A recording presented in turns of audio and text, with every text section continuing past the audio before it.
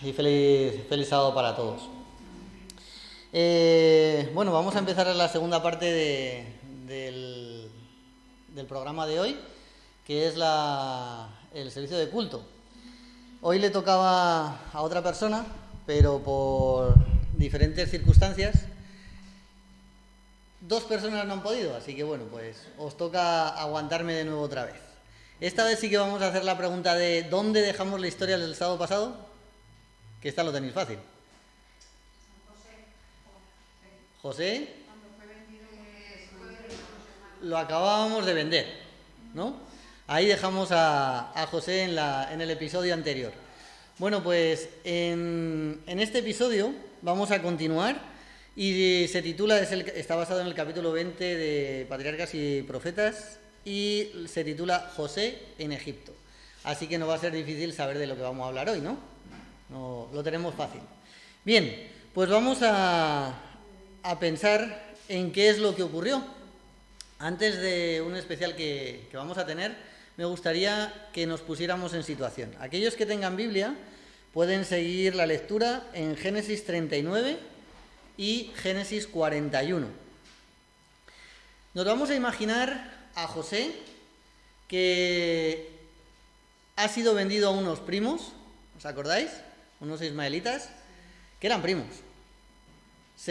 Lo habían vendido a ellos y ahora iban en una caravana de camellos, ahí atado, junto con esos familiares. Bueno, sabía que iba a ser vendido como esclavo en Egipto. Yo no sé quién ha visto algo parecido, pero a mí algo que me conmovió fue ver la plaza en Cartagena de Indias, ver la plaza donde se vendían a los esclavos. Cartagena de Indias es una ciudad de puerto, de aquí nadie la conocen. Solamente han vivido en ella, pero no sabéis de lo que hablo. Es una ciudad que está que es puerta de barcos, puerta al mar, y donde venían muchos barcos que venían de Europa y sobre todo de África. Venían con esclavos que habían sido capturados, la mayoría de ellos, sin su voluntad, y arrebatados y llevados a vender allí. Y ahí hay una plaza en lo que se llama la ciudad amurallada, hay una plaza grande donde había una especie como de estructura de madera, un púlpito, donde se subía a esos esclavos que iban llegando en esos barcos, y el que necesitaba comprar un esclavo, pues llegaba allí y lo compraba. Y en la plaza estaba la casa que era la casa del gobernador. Él era el encargado de aquella venta. La verdad es que a mí aquello me puso la piel de gallina. Yo no entiendo cómo el hombre puede ser tan animal con el propio hombre. Porque lo de tener gente que te ayude está bien. Pero hombre, arrebatarlos de su casa, o sea, lo de venderlos ya está mal. Porque la historia que nos está contando aquí José, pues está mal. Pero a fin de cuentas lo habían vendido sus hermanos, había habido unos vendedores, unos compradores, unos familiares que habían aceptado ese trato, pero muchos de aquellos que eran capturados en África, algunos eran pescadores. Sabéis que en la zona donde se cogían eran las costas que estaban enfrente de Canarias, los barcos salían de Cádiz y de Sevilla, algunos ya venían desde Barcelona, iban bajando por toda la costa y el viento los llevaba a la costa africana. Allí simplemente cazaban con redes al primero que aparecía, tuviera familia, fuera bueno, fuera malo, porque, ¿sabéis quién ocupó los barcos de las primeras carabelas que llegaron a América? Eran presos. Y la mayoría de presos eran presos condenados a muerte, porque el plan que Colón les presentó era un suicidio. O sea, para los marineros que conocían aquello, eso era una locura. Es imposible, vamos a llegar al abismo y nos vamos a morir. Pero es que tenían dos opciones, o morir en el mar o morir a punta bala. Así que muchos de ellos, ¿qué es lo que dijeron? Mira, nos vamos y es más fácil escapar de un barco que de una cárcel de máxima seguridad. Salieron 5 carabelas. Cuando llegaron a Canarias, 2 se amotinaron muchos de ellos se quedaron en 2 de las carabelas y 3 continuaron. Bueno, aquella historia aún la puedo aceptar, O sea, que tú seas un preso, que no tengas otra opción y que, oye, pues venga, vámonos a investigar nueva tierra, lo puedo entender. Pero que vayas a una isla, a una playa, que cojas al primer pescador que te encuentres, lo ates de pies y manos y te lo metas en un barco y no sepas si tiene familia, no tiene familia o tiene alguien que atender, eso me parece mucho más inhumano, cruel, ¿no? Pues a ese punto llegamos los seres humanos. Bien, pues este José debía de estar pensando en aquellas estampas. Debía de estar pensando en a qué plaza iba a llegar, a qué púlpito lo iban a subir para ser vendido. Y en esos pensamientos debía de estar cuando dice que la caravana pasó cerca, llevaba ya, ¿cuántos kilómetros? Cerca de 80 kilómetros subido en aquella caravana.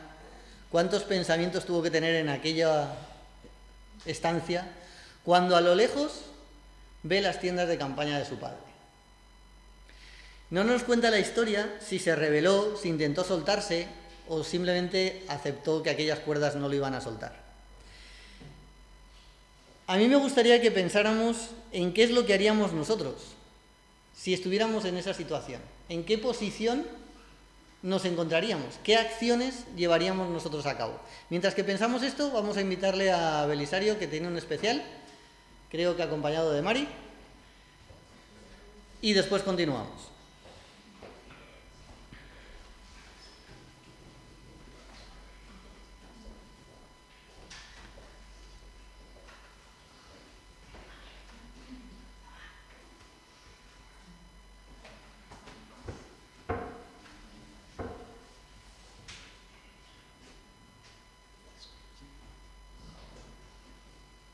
¿Te los puedo?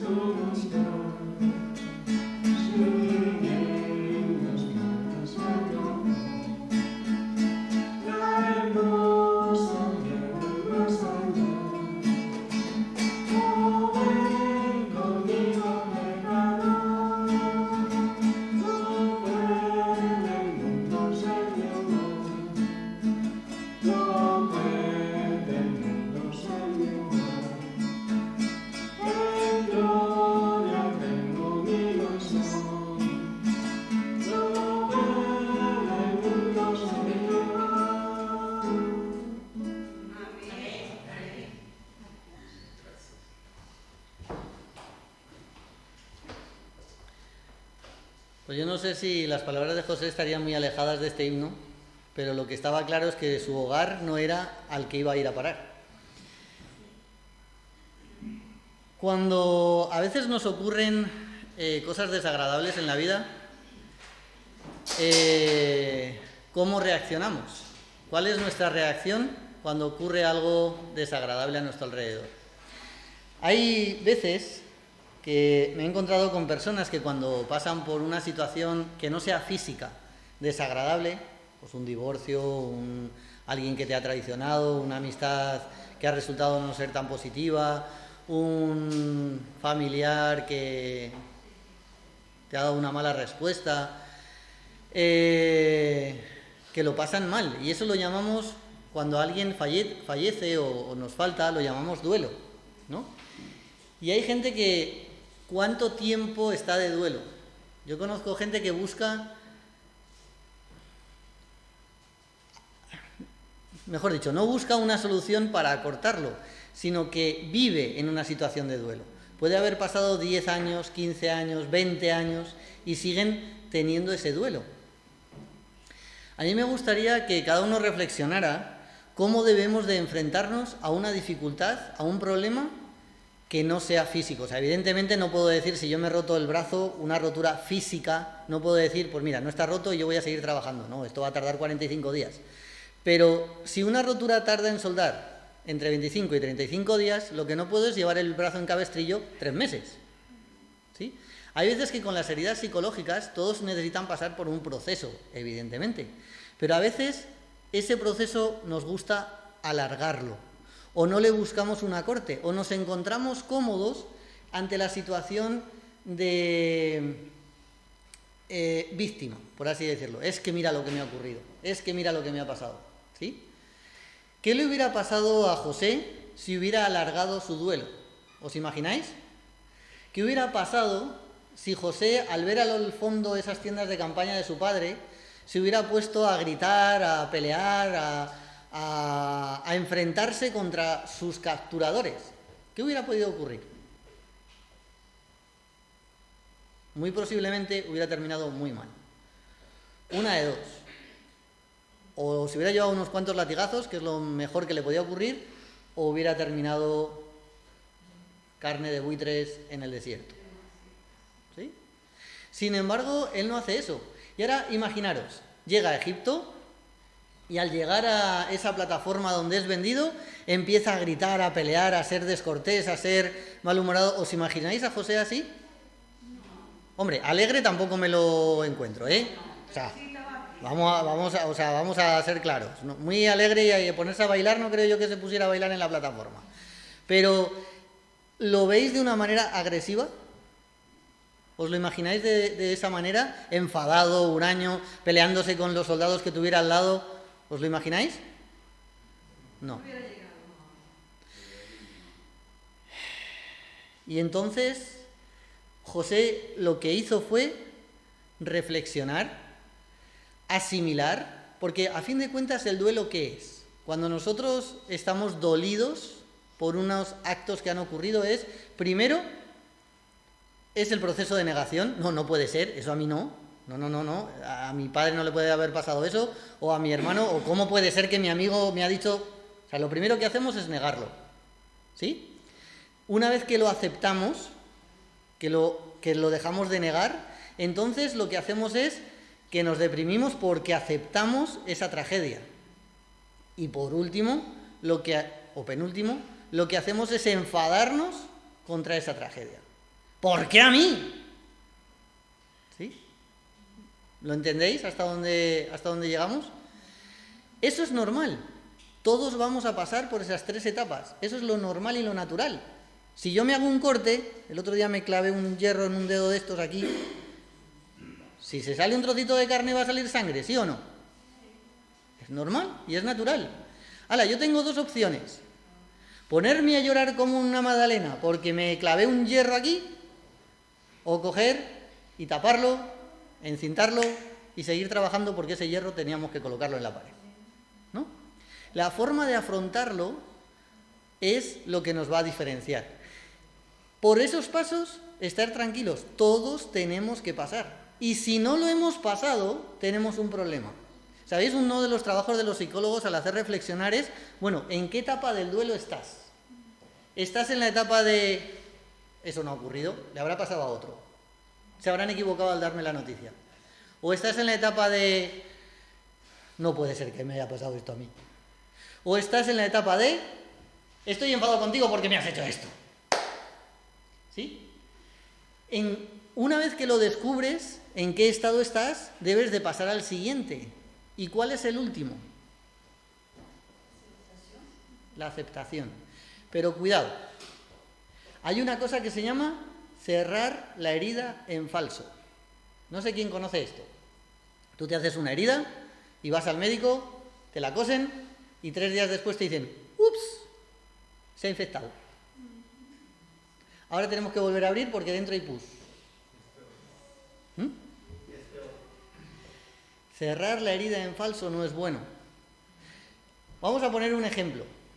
Una vez estaba jugando con mi madre en un parque, en un pinar, cerca de un barranco, de un canal, lo que llaman el Canal Imperial de Aragón, en Zaragoza. Y apareció por ahí un cachorro de pastor alemán. Yo tenía una pelota que era roja, amarilla y blanca. Y yo le pegué una patada a aquella pelota y como el parquecito es inclinado, pues la pelota se fue rodando. ¿Y quién fue detrás de la pelota? ¿Quién? No, el niño, que era el dueño de la pelota, que era yo. ¿Y quién fue detrás de la pelota del niño? El perro. No, mi madre estaba sentada en el banco, no pasó nada. El perro salió detrás. ¿Cuál es el instinto del perro cuando alguien corre? Morder. Morder. Ayer iba con el perro, me acordé de las dichosas hojas, pero me distraje con lo que pasó. Estaba al lado de una higuera donde yo tengo hace 15 días que cogerle unas hojas a Santos y no hay manera. Y estaba al lado de la higuera y estaba con el perro y además salí por ese sitio porque tenía que salir con el perro para coger las dichosas hojas. Pero de un lateral el perro lo llevaba suelto y de un lateral de una casa me sale un niño corriendo. Yo sé que mi perro no hace nada, pero sé que niño corriendo y perro detrás, pues el niño se va a asustar, el perro no sé cómo va a reaccionar y un mordisco es fácil que le dé sin hacerle daño. Ese pastor alemán era un cachorro, el que me siguió, pero me mordió, no me hizo daño. Pero la sensación en la que yo me quedé fue de miedo, me ha mordido. Y recuerdo que lloré amargamente hasta llegar a casa. Ese perro lo vimos después. Yo me enganchaba de mi madre y me llevé algún bofetón porque lloraba cuando veía al perro. A ese parquecito no volvimos a ir jamás. Prefería quedarme en casa. Hoy es una calle que Dalis no conoce. Esto es cierto. No es broma. No he vuelto a pasar por ahí. ¿Esa herida cómo cerró? En falso. ¿Qué es lo que ocurrió después cuando yo ya fui grande? Que le tengo miedo a los perros. Porque esa herida la cerré en falso y no la analicé y no la asumí. Entonces, ¿cuál es el problema que podemos tener cuando cerramos una herida? Bueno, esto vamos a dejarlo ahí aparcado, no pasa nada, y lo olvidamos. Error número 1. Lo estás dejando ahí. Las cosas viejas se pudren. Si, lo arreglamos un poquito, le ponemos una tirita al niño para que deje de llorar y venga, vámonos. Eso lo estás cerrando en falso. Cuidado con eso. ¿Qué es lo que tienes que hacer con una herida? Limpiarla, sanarla y que cicatrice. Y vigilarla. Lo mismo pasa con nuestras emociones. Debemos de aceptar esa herida, debemos de aprender. Y algo muy importante, debes de aprender una lección. Nunca debes de salir detrás corriendo cuando tienes un perro. Aprende esa lección. Y si es tu perro, debes de ir a engancharlo antes de que siga corriendo detrás del niño. Porque ese niño va a tener un problema. ¿Sí? Así que debes aprender una lección. En todos los duelos de nuestra vida debemos de aprender una lección. Y mirar, si nosotros aprendemos una lección de algo malo que nos ha ocurrido, ¿en qué hemos convertido esa desgracia? En una lección. Con lo cual ya no es algo a lo que yo le huyo o le cierro la puerta o no quiero saber nada o me asusta o me espanta, sino que es algo a lo que yo agradezco de la vida porque me ha enseñado una lección. Yo le comentaba a Ever antes que esta semana me tocó trabajar en una casa donde había un perrazo enorme, un pastor alemán enorme y que no hacía nada más que arañar e intentar salir detrás de una puerta que se movía demasiado. Tenía poca seguridad esa puerta. Y yo le digo al hombre de la casa, oye, ¿ese perro muerde? No. ¿Sabéis? Hay que enfrentarse a los problemas. Así que yo le dije al hombre, ¿por qué no le abres la puerta y deja de estar el perro sufriendo? En realidad el perro no era el que necesitaba salir, era yo el que necesitaba quitarme el miedo y afrontar mi situación, porque tenía que arreglar un problema. Ese perro salió, no, sí, salió. Le abrieron la puerta y salió. Lo vi, pero tuve la suerte de que pasó absolutamente de mí y se fue a mi compañero.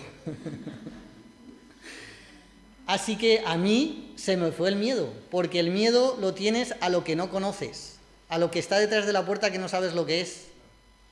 Pero ese ya vi que no mordía, era muy grande, pero no mordía. Así que dejé de estar pensando en lo que había detrás de la puerta y me pude centrar en el problema que teníamos en la pared. ¿Lo entendéis?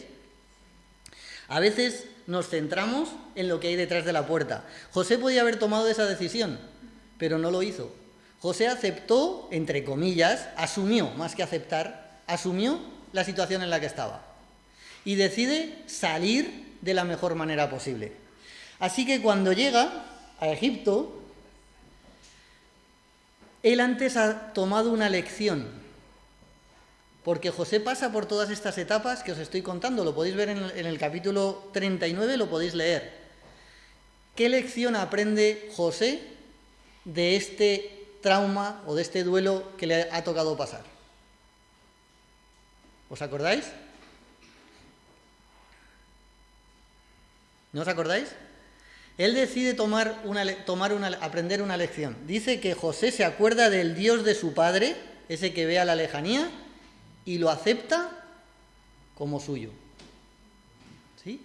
No se esperó 3 días o 5 días o 20 días o no se esperó a estar en casa de Potifar, sino que en ese momento aceptó aprender una lección. Bueno, estoy aquí, estoy en esta situación, aceptémoslo, ¿qué puedo aprender yo? ¿Qué me puede enseñar esto para mí? Y optó a aprender que ese Dios de su padre, que no era el suyo, porque dice el Dios de su padre, convertirlo en suyo. No sé dónde voy, no sé lo que va a ocurrir. Lo que sí sé es que voy a ir junto con Jehová. Eso es lo que él decide mientras está en esa caravana. Llega a Potifar. Y todos vemos esto muy bonito. Llega a la casa de un guardia real. Tampoco le fue tan mal, ¿no? Cambia unas tiendas de campaña y un desierto por un palacio. Pues tampoco es tan feo. ¿Sí? ¿Lo vemos así? Yo no sé cuántos de aquí somos o sois inmigrantes. Los que habéis emigrado de un desierto a otro desierto peor o de un desierto a un sitio que pensáis que es mejor. Lo segundo, ¿no? Porque que yo sepa, a nadie de aquí lo han llevado atado de pies y manos a otro lugar. Los que habéis salido buscando algo mejor. ¿Qué idea se tiene, por ejemplo, de España fuera? Que España es un sitio maravilloso, un sitio mucho más moderno, donde se vive mejor que en nuestros países de origen, ¿sí o no? Llegamos aquí y nos llevamos alguna sorpresa. Algunos de aquí queremos vivir afuera, pero bueno. A algunos les va bien, a otros no les va tan bien. Descubres que lo que te han contado no todo es cierto. ¿Tengo razón? Porque ¿se ha cumplido al 100% lo que os imaginabais cuando estabais allá, cuando llegáis aquí?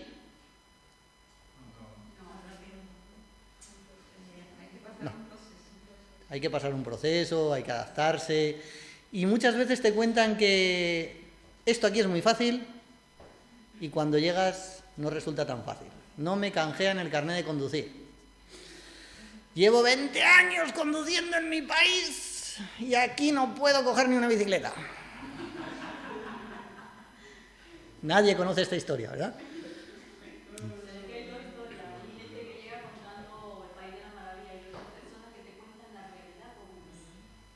Gracias, Nadia. Yo no me atrevía a decirlo tan claro. Estaba intentando suavizarlo un poco. Porque nos encanta, cuando estuve en Colombia, escuchaba historias de gente que vivía en España a los colombianos. Y a mí me daban ganas de decir, mira niña, dame la dirección que voy a ir yo a ver a esa, a ver si es verdad lo que te está contando. Porque yo vivo mucho peor. Entonces llegamos con una ilusión. Yo me imagino a José que iba al mejor país de la historia. El país más avanzado. Vamos a poner, para mí, el país que me gustaría vivir sería Finlandia, Noruega, Alemania, los países de ahí arriba que se supone que son más desarrollados que nosotros. Pues ahí iba José, al mejor país de la historia. El más avanzado, con mayor tecnología, con mayor cultura, con mayor desarrollo. Eran capaces de hacer cosas que en su país no se hacían. Iba a la Meca del mundo. Sí, como esclavo. Pero bueno, dentro de lo que cabe, oye, he tenido suerte, me voy para allá. Llegando como esclavo y no bajo su voluntad, ¿qué es lo que le rodea cuando llega allí? Le rodean riquezas, le rodean lujos, además tiene la suerte, entre comillas, de que termina en una casa bien. Potifar, un jefe de la guardia, decide coger y comprarlo para que sea su siervo. Aquí muchas veces ponemos a José como que sale de esa venta de esclavos, sale directamente ya con la túnica de gobernador y se va a la casa de Potifar a mandar. Eso no es así. Este se tuvo que ganar el puesto, ¿eh? O sea, tuvo que empezar desde el esclavo más bajo hasta que se fue ganando la confianza y llegar a donde llegó, que a veces resumimos la historia y la del medio nos la comemos, pero eso no es cierto. Así que a este José le toca pelearse y vivir en una sociedad, como digo, llena de lujos, llena de dioses falsos, una cultura diferente, que eso es algo que oigo mucho. Es que la cultura es diferente. Es que aquí la cultura... ¿Y a José? ¿La cultura no le afectó? ¿No había una cultura diferente al lado de José? ¿Había unos dioses mejores o diferentes a los suyos? Sí. Así, además, podía elegir. Porque ¿cuántos dioses tenía su padre? Uno. Y encima no se veía. Era una especie de gas que había por ahí. Sus hermanos, en el capítulo anterior, ¿qué es lo que habían tenido que encerrar debajo de una carrasca? Enterrar debajo de una carrasca, ¿os acordáis? Los dioses. Así que en su casa había otros dioses. Conocía esos dioses. Y ahora llega a otro país mejor que el suyo, donde hay otros dioses. Oye, ¿y por qué, si este país es mejor que el mío y viven mejor que mis padres, por qué no cambio a los dioses de ellos, que parece que les va mejor la vida? Pero José no lo hace.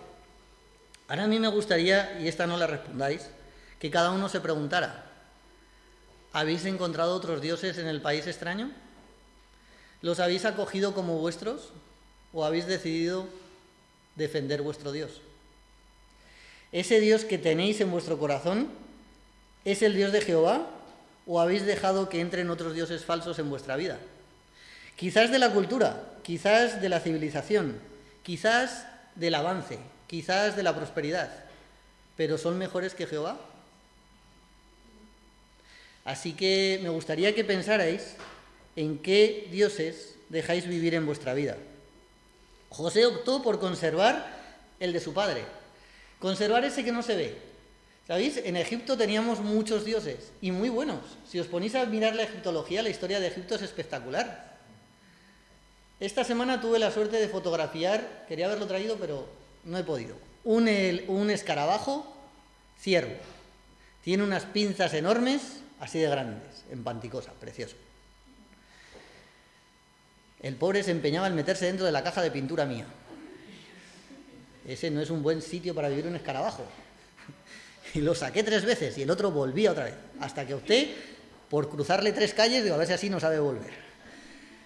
Ese escarabajo, según los egipcios, si tú tenías un escarabajo contigo, te ayudaba a pasar a la siguiente vida sin dolor ni sufrimiento. Yo no sé cuántos le tenemos miedo a la muerte. Yo no le tengo miedo a morir en sí, le tengo miedo a lo que ocurre antes de morir. ¿Me va a doler? Porque si me dices, mira, vas a morir mañana, pero vas a ser feliz. Oye, pues bueno, pues dentro de lo que cabe. Pero que te digan, vas a morir mañana, pero no sabemos cómo. Y eso ya duele un poco más, ¿no? Así que eso es. Muchas gracias. Ahí tenemos un escarabajo. Bueno, pues el que tenía este animal como mascota, el escarabajo que aceptaba vivir en casa de un egipcio, era una familia que tenía la suerte de pasar al otro mundo sin dolor. ¿Os imagináis un escarabajo en casa como mascota? No puede ser. Estos sí. José, no me digáis que es más fácil aceptar que viva un escarabajo en tu casa, aceptar los 10 mandamientos. ¿No? Total, esto le das un poco de lechuga y esto es el esfuerzo que tienes que hacer. Los 10 mandamientos son 10. Bueno, pues José no acepta esos dioses. José no acepta el resto de dioses que lleva y sigue a ese Dios que le enseñó su padre. ¿Qué es lo que hacemos nosotros? Cuando pensáis que Potifar no conocía al Dios de José, os invito a que leamos Génesis 39, versículo 3.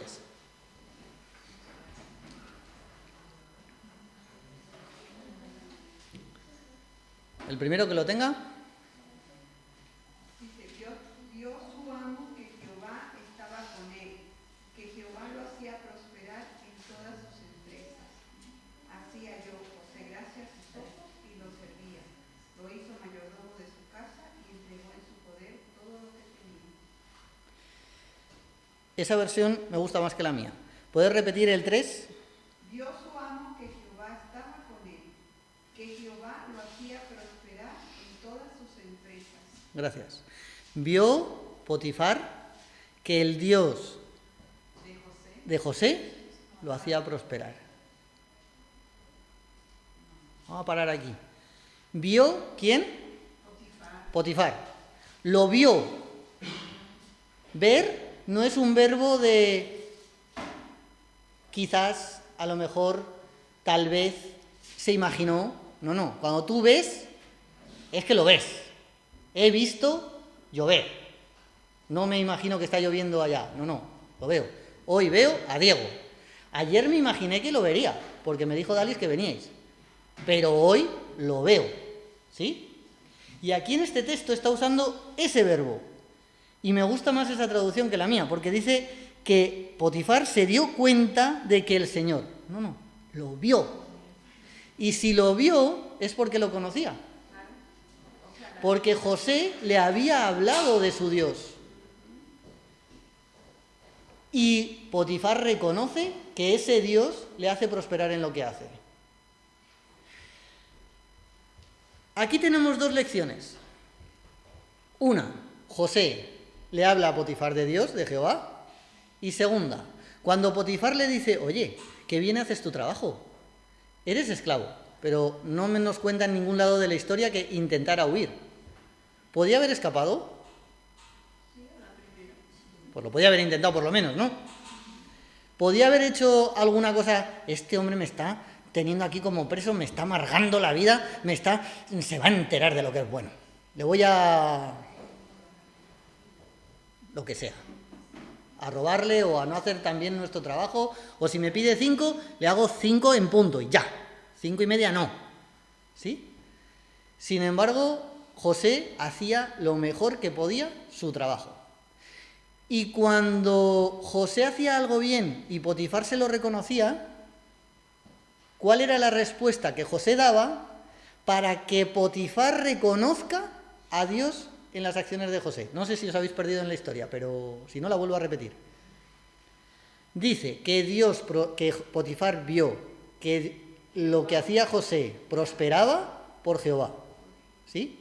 Entonces mi pregunta segunda es, la primera es, evidentemente conocía de Jehová. Y mi pregunta segunda es, ¿por qué reconoce que lo bueno que hace José es de Jehová y no es de José? Porque José lo manifestaba siempre. O sea, no soy yo, sino el Dios que... Ahí está. Del de mi padre. He visto que la pregunta la he explicado, porque Jairo le ha dado de pleno. Sí, señor. Porque cuando tú le dices a José, oye, qué bien has hecho esto, él contesta, por ejemplo, gracias a Dios. Porque Dios me ayuda o porque Dios, es decir, Dios estaba, Jehová, Yahvé, estaba en la boca de José constantemente. Y Potifar lo reconoce y lo conoce por José. Incluso podría hasta orar. ¿Lo podía haber visto orando? Seguro. ¿Sí?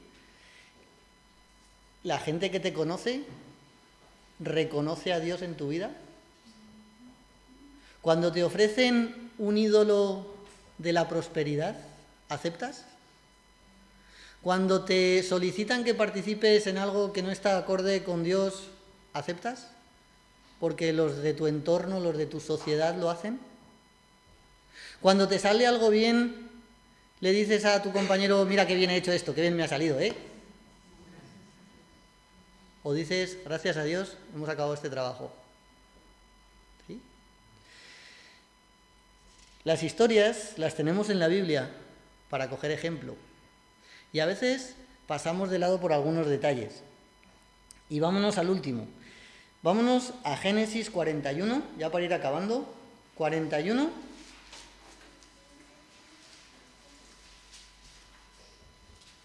Del 38 y 39.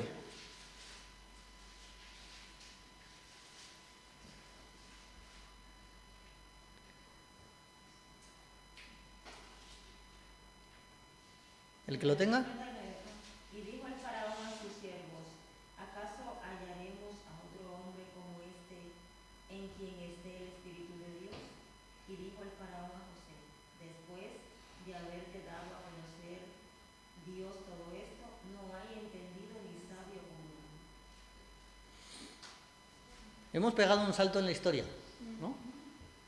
Hemos pasado cosas que conocemos de José y nos vamos cuando ya ha pasado la cárcel, cuando el copero se ha olvidado de él y llegamos adelante de Faraón. ¿Podemos encontrar una persona así en quien repose el Espíritu de Dios? Vuelvo a hacer la misma pregunta. ¿Y Faraón por qué conoce a Jehová? ¿Y por qué lo valora? Lo primero, el copero le había dicho que había en la cárcel uno que hablaba en nombre de Dios. José, ahí donde estaba, presentaba a Dios, presentaba a ese Yahvé. Para los egipcios, tener un Dios más no era difícil. Tenían 38, pues tener 39, cuantos más mejor. Pero a este le da importancia porque dice que todos los servidores y todos los sabios no habían sabido diferenciar o descifrar su sueño. Y es curioso, si leyéramos al principio de la historia de los sueños, es curioso cómo cuando José se presenta ante el faraón le dice: no te preocupes, faraón, yo te voy a dar la solución. ¿Eso es lo que le dice? Dios te va a desvelar el sueño. Es decir, yo he sido el que he sido olvidado, bueno, metido en la cárcel ya injustamente. Olvidado por un copero al que le has salvado el pescuezo. Sigues estando preso y nadie se acuerda de ti durante 2 años.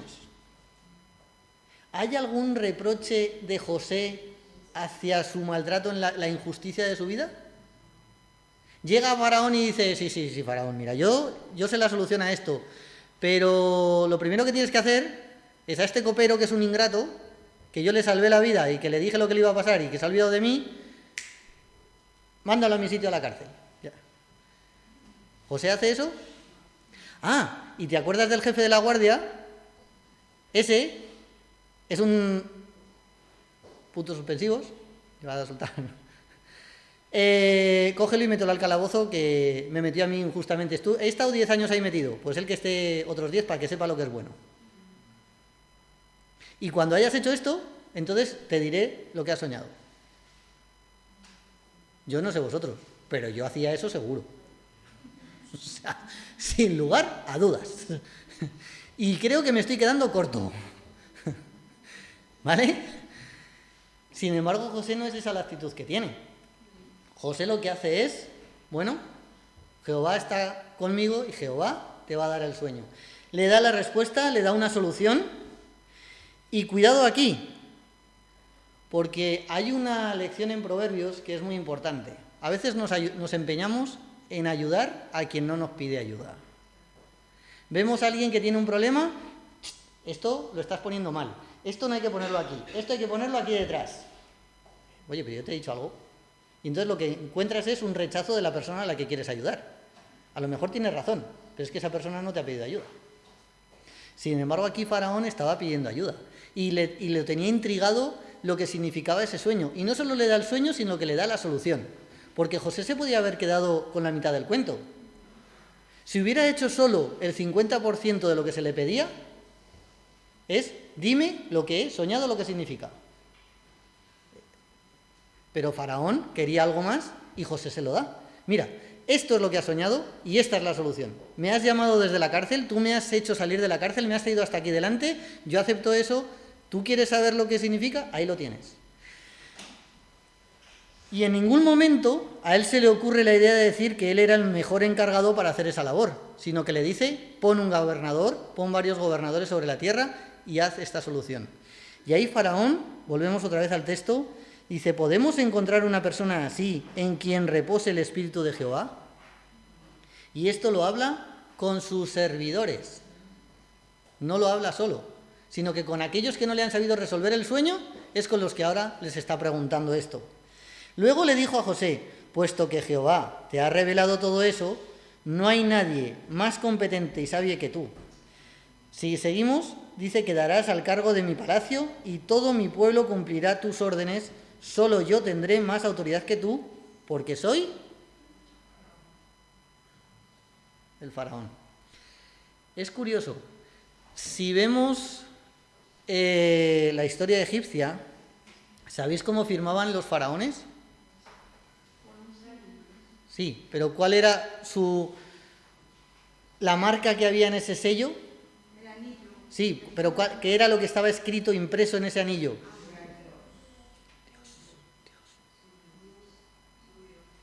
Faraón significa Dios en egipcio. Es decir, teníamos 38 dioses en el templo y 39 con el del palacio. Eran dioses. Y sin embargo, cuidadito con el texto, porque en el final del 40 dice, yo soy el rey, el gobernante. No pone yo soy Dios. ¿Sí?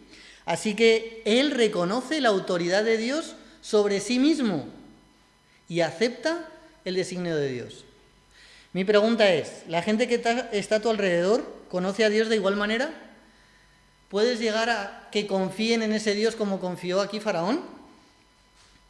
Quizás pases por una esclavitud en tu vida, por una mala situación en tu vida, pero eso te ayuda a algo. ¿Has sacado una lección de ello? ¿Has aprendido algo para ti y para tu entorno? La gente que te conoce a ti, ¿qué está viendo? ¿Una tristeza, una depresión, un mal gesto, un mal humor? ¿O está viendo una esperanza? ¿Está viendo un Dios que te ama, pese a todo lo que te ocurre en este mundo? ¿Es capaz de ver un Dios con una esperanza? Eso es lo que vio José y es el ejemplo que José nos da en la Biblia. Ojalá que el Señor nos ayude a aprender de eso, a que sepamos dar ese ejemplo y presentar a Dios en nuestra vida. Y ya para acabar, me gustaría que pensáramos en algo. José llega a esta situación porque decide tener un buen carácter, porque decide tener una buena actitud. Y esa actitud empieza desde detalles pequeños. Cuando su padre le enseñaba de Dios, él escuchaba. Cuando vivía con su padre, él conoció las historias. ¿Qué hubiera pasado si el padre no le hubiera contado aquello? ¿Qué le hubiera pasado si no le hubiera hablado de Jehová? ¿Qué le hubiera pasado si no le hubiera contado la escalera que vio? ¿Qué le hubiera pasado si no hubiera escuchado de la lucha con el ángel aquella noche? ¿Qué hubiera pasado? ¿Hubiera tenido fuerza ese niño para sujetarse a Jehová? Hubiera encontrado 38 dioses mejores que los de su padre. ¿Qué dioses les estamos enseñando a nuestros hijos? ¿Qué dioses le estamos enseñando a nuestros niños en la iglesia? ¿Sí? ¿Cuánto tiempo usamos en enseñarle el Dios de la creación, el Dios que creó ese hermoso escarabajo que hemos visto ahí atrás, el Dios que crea una serie de serpientes con unos colores y unas formas maravillosas que tienen una función en la naturaleza? En mi casa no, pero en la naturaleza sí. ¿Sí? ¿Qué Dios le estamos enseñando? Perdemos tiempo con nuestros hijos, con nuestros adolescentes, con nuestros jóvenes en enseñarles a ese Dios. Porque hay veces que lo damos por hecho. Todos los días hacemos la oración en casa. ¿Y eso es suficiente? Cuando el mundo le enseñe el escarabajo de la felicidad, ¿va a cambiar de Dios? ¿O se va a quedar con el tuyo de la oración aburrida que haces antes de comer, desayunar y cenar? ¿Sí? Así que pensemos en que las pequeñas acciones del día a día son las que forman el carácter. Desde pequeñitos, incluso desde el vientre. Ya estamos recibiendo estímulos que nos van a llevar hacia un lado o hacia otro. Es cierto que hay un momento en la vida en que tú también eres capaz de decidir, porque tampoco me sirve que cojas y es que a mí me educaron así. Hay un momento en el que tú decides cómo vas a actuar, pero va a ser de gran ayuda como tú le enseñes a ese niño a hacer y a afrontar los problemas. Que el Señor nos ayude a, primero, modificar nosotros, nuestro carácter, a aceptar a Dios en nuestra vida y a enseñarle a ese Dios a la gente que nos rodea, incluidos los niños de la casa. Que el Señor nos bendiga.